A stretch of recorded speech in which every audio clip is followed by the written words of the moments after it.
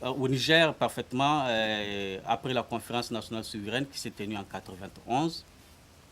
Évidemment, avant cette conférence du moins, le monopole été détenu par l'ORTN, c'est l'Office des radios et télévisions du Niger, qui détenait pratiquement tout ce qui est communication et télécommunication. Donc c'est juste après en 91, ça a été cassé, d'où on avait assisté à une certaine ouverture en faveur du secteur privé.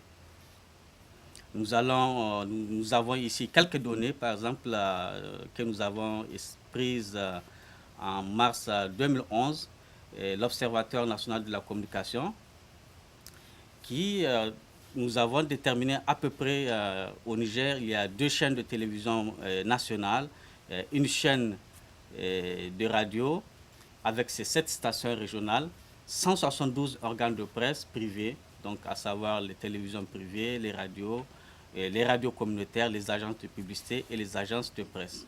Et quant à la presse écrite, on n'a pas jusqu'à présent une certaine donnée claire et précise, mais quand même on distingue ou on constate sur le terrain une vingtaine de titres. Le secteur de télécommunications avait vu à son tour de nouveaux arrivants. Il y a Sahelcom, Move, RTL, évidemment aussi Orange Niger qui était une branche de France Télécom qui à un certain moment, juste après la conférence nationale souveraine en 91, avait voulu carrément racheter le secteur des télécommunications. Mais cela n'a pas été le cas avec un certain nombre de conflits d'intérêts ou pour un certain nombre de conflits d'intérêts. Donc, nous allons accéder ou développer en troisième position les médias au Niger dans un contexte de diversité culturelle. Donc, le Niger évolue dans un environnement complexe de libéralisation qui était accentué ou marqué par la concurrence et la concentration de propriété des médias. Et dans cette perspective, nous allons essayer de faire un petit rapprochement avec le Nigeria, qui est notre grand voisin, dont la majeure partie, par exemple, de ses biens culturels se trouve en tout cas sur le marché nigérien, où ces biens culturels, que ce soit le secteur du cinéma, de façon générale, influencent considérablement le domaine sur le marché local nigérien. Et parlant toujours de ce grand producteur de films, le curé en 2006 avait évoqué l'importance ou l'enjeu que jouent les productions cinématographiques du Nigeria et pratiquement en Afrique. Donc, contrairement au Niger, pour qui le gouvernement n'a pas mis quand même beaucoup d'efforts pour essayer de soutenir les productions culturelles au Niger, le Nigeria a quant à lui vu en tout cas ses budgets, bien que maigres, augmenter de 15 000 à 100 000 $, dépassant largement les frontières du pays. Alors qu'au Niger, c'est vraiment dérisoire. À un certain moment, les artistes se sont laissés à eux-mêmes pour se débrouiller. Et ce qui pose effectivement la question de savoir comment on peut créer dans ces conditions ou comment la question de savoir comment, je me répète, ce qui pose la question de savoir comment créer dans ces conditions du laisser aller pour soi et de la débrouillardise. Donc les médias au Niger, de manière générale, sont des excellents moyens d'accompagnement. C'est ce qui évoque d'abord, d'ailleurs, cette vocation à servir de base à un grand corpus de français, qu'il soit oral ou écrit. En complément de leurs émissions et de leurs programmes, ces médias ont été développés de notre point de vue, sans le savoir, en complicité de manière soutenue de multiples activités sur la langue française. Donc là, nous sommes en train d'expliquer comment est-ce que les médias nigériens sont perçus comme reflets et mémoire de la diversité culturelle francophone.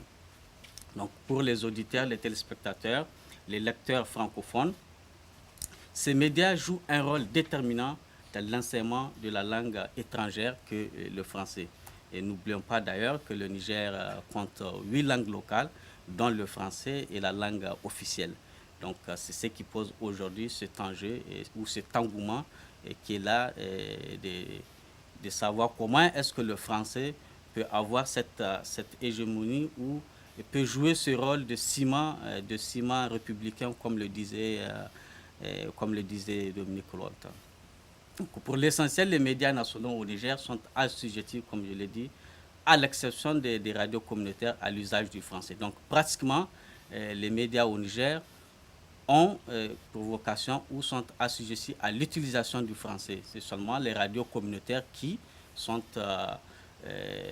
peuvent émettre dans les langues nationales. Donc dans cette perspective, le rôle que jouent ces médias dans la promotion de cette diversité linguistique ou de cette diversité linguistique nous semble vraiment important. Donc sans trop tarder, nous allons voir la présence le Niger dans le contexte de mondialisation. La préservation et la promotion des cultures au sein des services, au sein de certains groupes sociaux nous rappellent en permanence que la mondialisation ne signifie pas homogénéisation. La mondialisation n'a pas seulement apporté au Niger que de nouveaux produits, des biens culturels ou des services. Elle a introduit un code de mode ou un nouveau mode de vie et de nouvelles références symboliques.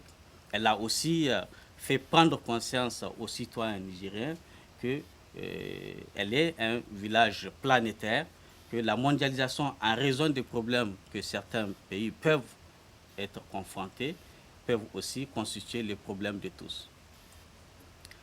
Je cite ici un de mes professeurs, Éric Georges, qui a beaucoup travaillé sur la mondialisation. Il dit, et tout comme l'État-nation, la mondialisation ne fera pas sans doute enrayer d'un revers de main l'homogénéisation culturelle. En conclusion, je le cite aussi pour terminer, que la diversité culturelle sur laquelle aujourd'hui nous sommes en train de débattre apparaît donc comme la mise en valeur et la protection des cultures du monde face au danger de l'uniformisation, mais dans un contexte de mondialisation. Parler de diversité culturelle revient à admettre que la multiplication des échanges culturels internationaux est positive. Donc voilà à peu près de manière ramassée ce que je pouvais dire par rapport à ce sujet qui est aussi vaste et large. Et on aura quand même l'occasion d'en discuter. Merci après. beaucoup.